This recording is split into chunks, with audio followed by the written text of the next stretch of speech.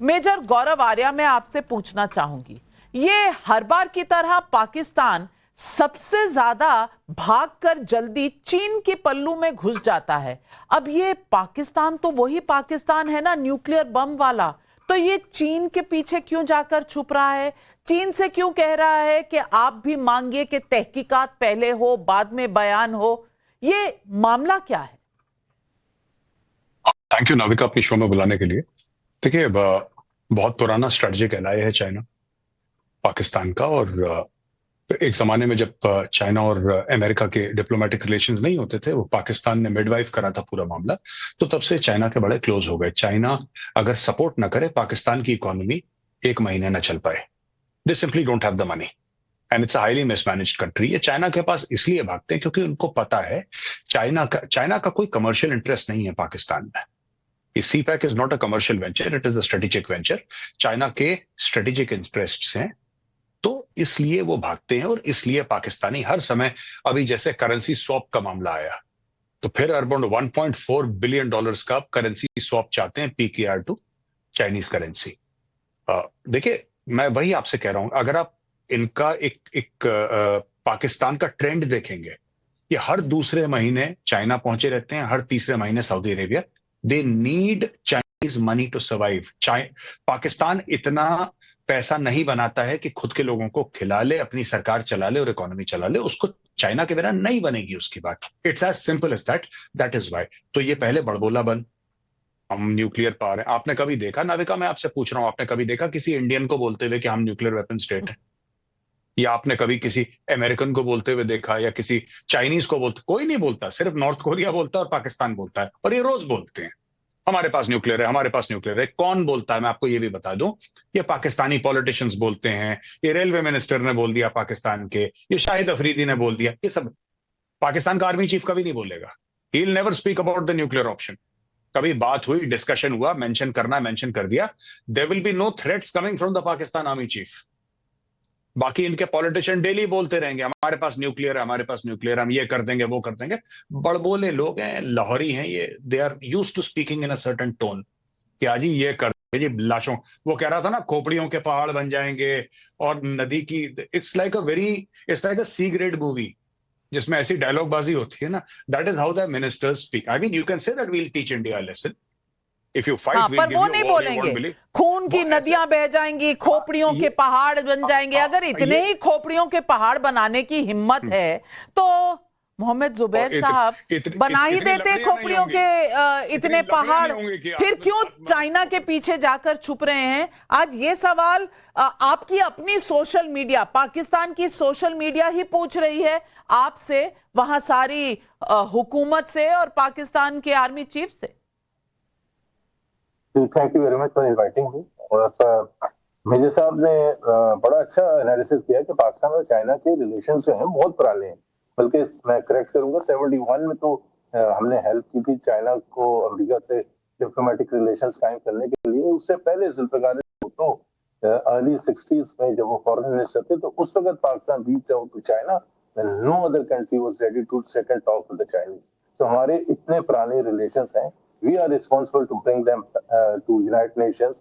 We are responsible for helping them. लेकिन उन्होंने हर बुरे वक्त में, और जब ऐसा तनाज़ा होता है जो पाकिस्तान और इंडिया के दरमियान इस वक्त है, तो आप डिप्लोमेटिक एफर्ट्स अपने बढ़ाते हैं और सबसे पहले आप वहां जाते हैं तो आपके करीब तरीन मुल्क हैं। Luckily for Pakistan, China is a superpower, one of the two superpowers in the world. So Pakistan क्यों नहीं डिप्लोमेटिक एफर्ट्स बढ़ाएगा? Pakistan has a very very strong case. और मैं, अगर आप मुझे आधा मिनट दें, देखिए हम कंडेम, मैं कंडेम करता हूँ, पाकिस्तानी कंडेम करते हैं जो कि टेररिज्म हुई है।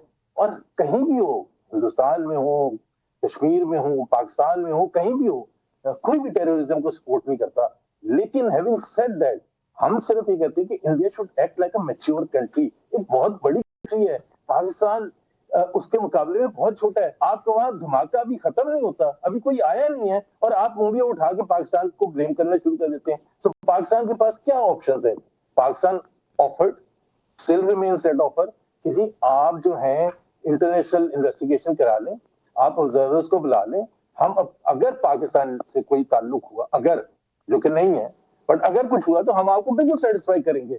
लेकिन ये नहीं हो सकता कि आप उंगली उठाकर पाकिस्तान पर- मोहम्मद जुबैर साहब, ये डॉसियर हम लोग खेल चुके हैं, बहुत खेल चुके हैं। जब मुंबई पर अटैक हुआ था, यहां अजमल कसब को पकड़ा गया था, तब भी ये डॉसियर का खेल हुआ था। पाकिस्तान ने तब क्या किया था, जब जिंदा अजमल कसब पकड़ा गया था, ये दुनिया देख चुकी है। और वो आप कह रहे हैं टेररिज्म के सब खिलाफ है। वो ओसामा बिन लादेन आपके बैकयार्ड में मिला था ना, याद है ना आपको? हिलरी क्लिंटन का बयान याद है ना, स्नेक्स इन योर बैकयार्ड, याद होगा आपको। और अगर नहीं याद है तो मैं आपको दोबारा याद करा दूं। और हमारे यहाँ एक कहावत है, 900 चूहे खाकर बिल्ली हज को चली। तो गौरव आर्या यहाँ 900 चूहे खाकर बिल्ली हज को जाने की कोशिश नहीं कर रही। गौरव आर्या जी, मैं सिर्फ 1 मिनट लूंगा। जो ये पाकिस्तान के पैनलिस्ट है ना, जो बात कर रहे हैं कि इन्वेस्टिगेशन करवा लीजिए, ये छोड़िए 26/11 तो नहीं। मैं बात करूंगा आपसे सिर्फ और सिर्फ पठानकोट की। पठानकोट में टेरर अटैक हुआ, आपको पता है? एक फ्रंटलाइन फाइटर बेस में, एक फ्रंटलाइन, जब हमने बोला पाकिस्तान से कि आपने करवाया, उन्होंने मना कर दिया। साहब हमारा क्या लेना देना है? We invited the Pakistani spy agency to come to a frontline fighter base. आप आइए पठानकोट, आप देखिए, हम गलत नहीं बोल रहे, ये देखिए प्रूफ पड़े हैं। We did that. आपको पता है जब 26/11 की आपने बात करी, जब हमने पाकिस्तान को डॉजिया दिया, इनके जज ने कूड़ेदान में फेंक दिया, बोला जस्ट लिटरेचर, ये लिटरेचर है, इसमें कुछ भी नहीं है। तो मैं एक बात बताता हूं, ये तो सरकार ने 10 मिनट लिए, ये तो मैंने 10 मिनट लिए। मैं तो आपको ये कहना चाहता हूं, इसमें 1 मिनट भी नहीं। You should have a protocol in place कि कश्मीर में कोई भी करे, कश्मीर में कुछ हो, सबसे पहले पाकिस्तान को ना एक बड़ा सॉलिड सी मिसाइल जानी चाहिए यहां से। That is the only language. It's a military state. आपको ये बात समझनी पड़ेगी नाविका, ये एक मिलिट्री स्टेट है, ये एक सिक्योरिटी स्टेट है। इनको फौजी के बूट ही समझ में आते हैं, इनको जबान डिप्लोमेसी की नहीं समझ में आती। ये आसिम मुनीर खुदा है इनके लिए। ये रावलपिंडी की ओर शक्ल करके सजदा करते हैं। इनको नहीं समझ में आती डिसेंसी की आवाज, इनको फौज का बूट समझ में आता है। और वही इनकी जबान जो है, भारत में सिर्फ एक इदारा, एक ऑर्गेनाइजेशन बोलती है जो जबान पाकिस्तानियों को समझ में आए, that is the Indian army. इनको मैं बता रहा हूं आपको, इनसे कोई फायदा नहीं है, कोई भी फायदा नहीं है इनसे बात करने का। आपने डॉजियर आपने बिल्कुल ठीक बोला, 26/11 में आपने इनको दे दिया। आपने बोल दिया ठीक है, पठानकोट का ले लो, प्रूफ ले लो, कोई बात नहीं, आप हमारे इनॉग्रेशन में आ जाओ, कोई बात नहीं। मोदी जी ने बोला मेरी लेगेसी क्या होगी? He tried his best, I must appreciate, he tried his best. Pakistan से रीच आउट करो, नवाज शरीफ के घर में जाओ, सब कुछ करा। एंड में क्या मिला? उड़ी। बिल्कुल पूरी मिला, फिर पुलवामा मिला। और इनको आप सही कह रहे हैं गौरव आर्या, इनको भाषा ही वही समझ आती है जो आर्मी वाली भाषा है। लेकिन नुसरत अमीन, इतना आपके पास न्यूक्लियर बम है, इतना जलवा है,